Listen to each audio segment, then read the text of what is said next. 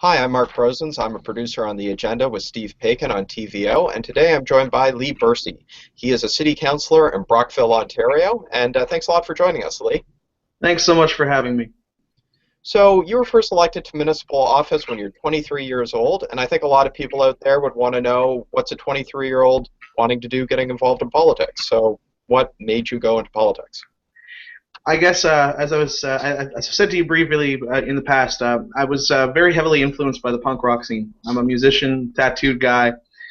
I've got to say The Clash was my first exposure to foreign affairs and I guess social political language. And I know that that tight-knit community was very accepting of everyone from every background and every ethnic understanding. And I think that that was really important. You didn't have to have a lot of money in your pocket to be a part of something. And I guess that to some degree that gave me a certain love of my community because a lot of the people I grew up with and was part of that with have moved on to other greater opportunities that this community can't offer. So part of me is, the frustration that a young person feels trying to make it in a community of this size. The other part of me is just trying to make it better for those who might choose to stay.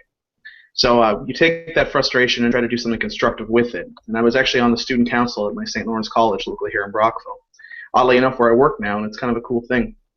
And at that time, I got elected, and it came from door knocking and meeting people and giving that young kid a chance because he's got something to offer, and trying to lead by example. And on that note, you're the fourth person that I've interviewed as part of this series on young people being involved in municipal politics. But what sets you apart from everybody else who I've talked to so far is that you've been reelected. Everybody else who I've talked to up until this point have been one-term councillors. And so I'm doing the math. I guess you're 27 when you ran for reelection. So what's it like to be a 27-year-old running for reelection? Well, I got to be honest, being that I've been tied to some of the more socially progressive and somewhat challenging policies and advocacy efforts, I would probably say we worked a lot harder this time than we did the first. Because the first time you're a newcomer into what can be seen as a voter base that might be disengaged, might be frustrated for whatever reason, might feel that a certain councillor may have best before date that they've long since passed. I can't speak for anyone, but I can say that I know that voter apathy is absolutely a fundamental piece. It was also the first election we had that was at large. So now I was able to identify support in different areas of the city that other councillors before me did not have that opportunity to do. Keeping all that in mind, when I decided to run the first time, it very much was just give this young guy an opportunity because maybe he might prove us something. And I could have very easily been a protest vote. I can't speak to that. This time, however, tying yourself to certain issues, which might mean a lot to some people, but might frustrate others, and being a part of a system which I would probably argue worked quite well, and we probably had a very functional council this past term, but nonetheless, there's always an interest in new, young, fresh voices, fresh faces, fresh blood, and being that somewhat still of an outsider to some degree, but it's kind of like a walking a tightrope because while I'm an outsider to some degree with some of my stances to my colleagues, I am part of the machine to my voters. So that meant knocking on even more doors. That meant being even more present. That meant starting even earlier and being as available as humanly possible. And picking up a bit on what you're saying there about some of your politics and your policies, you seem in some ways as kind of a more progressive candidate than the town of Brockville would kind of seem it would support. So you look at you, and you're a guy who's done a lot of work on bringing pride parades into Brockville. You've done a lot of work on social housing. But if you look at the provincial and federal results in Brockville, it's a very staunchly conservative city. So I was wondering how that dynamic plays out with being a progressive councillor in a conservative city. Well, the challenge here is that we got to remember progressive conservative is what the party's been based on. Progress comes from a micro and a macro level, and focusing only on the macro intention, the large-scale trickle-down economy hasn't always worked. We are a community that is, definitely we have fragmented groups of voters. We have those who are progressive and I guess center-left. Then we have those who are much harder right. And then we have, of course, those who fall into the center, and then we have those who just don't take part at all. And I've made an effort to really engage a lot of those groups because I was given some, I should say, poor advice by a veteran who's no longer sitting at the table. who said to me, don't focus on this area of town, they don't vote so much, focus on this area because this particular segment of the population, this ward, has the highest voter turnout. And I walked away from that going, well, I really appreciate the fact that someone wanted to give me some advice to help me. It's counterintuitive to what I'm running on. If anything, run a longer campaign, start earlier, be prepared to go through 6 pairs of shoes, get out there and not just focus on that area where you know the support will be, those voters who are engaged. Of course, their voice is just as relevant, but just as is the key focus, making sure you're getting out to that other segment of the population and asking them why. And talking to people who had never voted or had not had a politician knock on their door for 20 years helps shape your policy and your discussions, because if I can motivate those people and engage them, if I can energize that base, I need to focus on that base as well. And sometimes their concerns are not the norm. They're not the same issues that everyone's facing. They're not necessarily based on their tax bills. They're based on other things, other social elements of their community that they feel are somewhat challenged or in jeopardy. I can't take the credit for bringing the Pride Parade to Brockville, and I won't, because the fact is that a lot of people were involved in that. A lot of phenomenal young people who wanted to pay homage to someone that they had lost, just like I know in my demographic we lost people as well. And I'm sure that every generation feels that to some degree. As long as people don't feel that there's a social acceptance piece and that this is their home, they're either going to move away or, unfortunately, they're going to see no other end in sight in some of the other more macabre challenges that we face. They took a stand, and all I did really was support it. But in order to support it, I had to throw my whole weight behind it, and therefore become a certain asterisk to this issue. Is I'm going to be the one they turn to for discussion piece, because I took the most blatant stand in favor of it, and I don't regret that, and I don't apologize to anyone who has an issue with that, because the best part about acceptance is we have to accept that some people choose to be intolerant, and accept that some people choose to be uneducated and what have you, and whatever their reasons, whether they be religious affiliation, traditional values, misunderstanding, no one's forcing them to take part. And I think that's an important piece, and I think that's a huge piece of what we've done so successfully is we've tried to encourage education. We've tried to encourage community involvement, engagement, without necessarily having it become the be-all, end-all. And when I find myself answering more questions about a rainbow flag than about other issues in my community, I find that very trivial, because to me, where I look at that as a common sense issue, to me I look at that as community acceptance. Everyone has a role in our community, and we don't put up protests over the multicultural flag and the festival that we host every year. We don't put up as many fights about a lot of the other proclamations that an average council will make.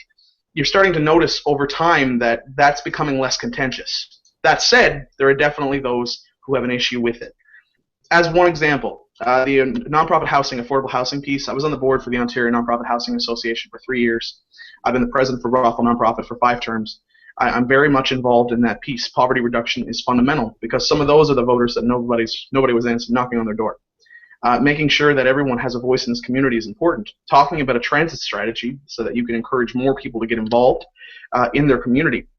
Not just on an environmentally friendly piece, not just because transit lowers congestion in my downtown, but also because it's bringing people downtown. And there's the microeconomic piece, getting them to work, getting them into a circumstance where they are able to contribute to their economy means that the bus might have to run later than 6 o'clock.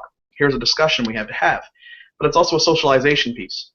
These people are now part of this community. Their voices are heard on a different level. Their concerns are being addressed, and I think that that's important. And I think to some degree, even the more right-focused voters, in terms of whether they're right-left paradigm, appreciate hard work. They appreciate the fact that I show up, and even if they don't agree with a lot of the things I say, which I can guarantee you they don't, they appreciate that I believe them, and they appreciate that I'll stand behind them. So even if we disagree sometimes, it's always about finding a middle ground. There's really no one in this community that I wouldn't stand up for, or that I wouldn't listen to what they have to say. It's all a matter of just finding that middle ground focus, and I think that it's all a matter of their approach as much as it is mine. I'm willing to listen if they're willing to talk. So you've mentioned a couple of times about how young people factor into Brockville and how you really want to, create a condition so they can stay in Brockville and not go away. So I was wondering, do you have thoughts on what small towns, small cities like Brockville can do to, make them an appealing place to young people? Of course. We have a youth advisory committee. I was proud to be a part of putting that together. And it's not without its challenges, because it's a more transient committee than your average municipal 4-year term. The reason why I say that is because someone might want to be on a reason advisory committee or a cycle committee, and they might wish to stay there for the entire term of office for the council that they're working with, for that entire term of government. The challenge with the youth community is if you are trying to get the best and brightest to join your committee and take part, they're going to be the first ones to go on to bigger and better opportunities. And therefore, we see a more open-door policy with ours, where people come on board and they sort of leave when the right opportunity presents themselves. And I can't say I blame them or that I do anything different. If they're natural-born leaders, someone's going to recognize that, and if that opportunity can be offered somewhere else, I have to accept that I need to get as much out of them as I can while they're here, so that they leave something better for those that leave them behind. And of course, there's also school and work, and these things stand in the way. It's definitely challenging, but I would argue that it's been effective, even though it's not without its challenges, and still very much, it's still very much in its infancy. It's been great because we can now offer feedback. We can go to a classroom or go to a community agency and actually ask for feedback. Run a survey. Do you believe homelessness is an issue in your community? Do you believe that there are enough accepting businesses that are looking for your business? These kind of conversations, they know no deadline, and that feedback is always invaluable. If we can offer an opportunity to say that this is what the young people are seeing, they're seeing that, okay, we don't have high homelessness stats in this community, but they are seeing a lot of people couch surfing, which are well beyond statistics. It gives us a forecast for what could be a potential problem in the future. If we're talking about how no young people, according to our survey, very few of them are shopping downtown, well, now we're going to go back to those downtown businesses and see what is it that you offer to youth? How are you catering to them? Are you happy with the business that you have that is under 30 to begin with? And if not, what can we help to promote to try to encourage 20 more youth to come down each week? And it's amazing, you go into a pool hall, you wouldn't necessarily think, okay, well, this pool hall, it caters to that market. But until I ask the question and find out that they have a student rate for pool, I wouldn't know this otherwise. So I guess to some degree, encouraging young people to take a leadership role and to ask those pertinent questions is important, especially when your city, has just finished a 20-year official plan process. They're looking at the next forecast for the 4 years for an official or for a strategic plan. When we're talking about sustainability plans and all these plans we put together, they all have these very wide open timeframes where the people who are making the decisions today are making them for the people who will inherit those decisions later. If we engage those people early on, I think that we're going to have a more full context of what the challenges are and what the concerns are and how we can better address them. And I think that, there's definitely a lot of strides being made. A lot of communities also have young professionals networks. Our Chamber of Commerce has been very involved in that. That's useful. That's a useful tool for us. That's a useful tool to get young business leaders and young professionals together in an opportunity to address some of their policy concerns, their frustrations, and of course to further network and build stronger ties with those same young people we're trying to connect with and attract to our community in terms of what advantages are there on a social and economic level. I think that first and foremost, and I mean this with the most sincerity, is that we have to remember, and I think that a lot of maybe I won't speak for my colleagues, but a lot of municipal politicians or would-be municipal politicians out there need to remember that every vote counts, and there's a tremendous segment of the population who's not taking part in that process, including our young people. If you can find a way to engage them by giving them a voice, by offering them an opportunity, by sharing your concerns with them and having them share theirs with you, you're going to have a stronger community, because a community is not just ratepayers. When did we stop being neighbors and just become taxpayers? Being a neighbor is everything to a community. And I think that if we ask those questions and we make sure that we're trumpeting the social services we have for youth who may be marginalized or in need of help, we're talking to folks who may have concerns that are not being addressed, and we're also encouraging them to take leadership roles in our community, all three tiers of that approach, you're going to see more youth-driven success and definitely more civic interest. It's not going to happen overnight, but even this election, at different points, some maybe may not have stayed right to the end, but we had, I think, 3 other candidates than myself who were 30 or under. A couple were early on and they didn't stay in the race. A couple were later on and now they're making, their own headway in the community. I'm not going to pretend that I inspired that. I can't take credit for whatever reason somebody decides to get involved, but it's encouraging, and it's definitely 3 or 4 more, I guess including myself, 5 more than I think a lot of these elections have had in the past. That's a really interesting point right there, because, and we'll finish with this, because if you look at who gets elected to municipal office or provincial office or federal office in Canada, they tend to largely look the same. And to have up to 5 people under 30 running for municipal office in Brockville seems out of the norm for most elections in this country. And so, do you think that's something important for us to have in our political system, to have more diversity? And if so, can you talk about that a bit? I think the diversity is fundamental. Like your community should be a mosaic. It shouldn't just be a chamber of commerce. And that's no shot at your business community. They have a place at the table too. But if every decision is based on the same fundamental beliefs, you're going to have a very one-sided approach. Encouraging people from different ethnic backgrounds to get involved is excellent. It's fundamental. And you're seeing that. You're seeing that on a federal, provincial level. And I guess it depends on the community that you're in. You might see that more in some larger urban center than you might in a small urban center like ours. The different age range is important, especially when we're talking about any one of those candidates, which once again, I won't even pretend to speak for them because I'm sure some of them don't even agree with my policies and they might be from a different end of the spectrum altogether. I'm sure all of them want to make a better community for their family. As someone who'd like to one day own a home, as someone who has come from poverty and had to work with my family to get through, as someone who is still growing up and still makes a lot of stupid mistakes and talks too much in many circumstances, I want to be able to shape the community that I'm hoping to live in for the next 20 or 30 or 40 years of my tax-paying life. I think that the more you nurture that and the more you unlock that potential, you see this passion in people and you think to yourself, if I can nurture that development, I'm going to have a future civic leader who very well may be the one that makes the difference. And not just at our level, but at any level. And speaking to the Youth Advisory Committee, ours might look different than, say, Windsor's or London's. Well, in London's, it's almost a shadow cabinet. They work hands-on with councillors from each ward. They have mandated that they meet with these councillors regularly to discuss those issues. That is a phenomenal approach to government, making sure that not only are you signing up to sit at a meeting once a month and talk about whatever particular issue is of your fancy, but that you're actually having the one-on-one contact with the municipal leader and asking them the important questions and shadowing them at budget time and talking about what you want to see in your community.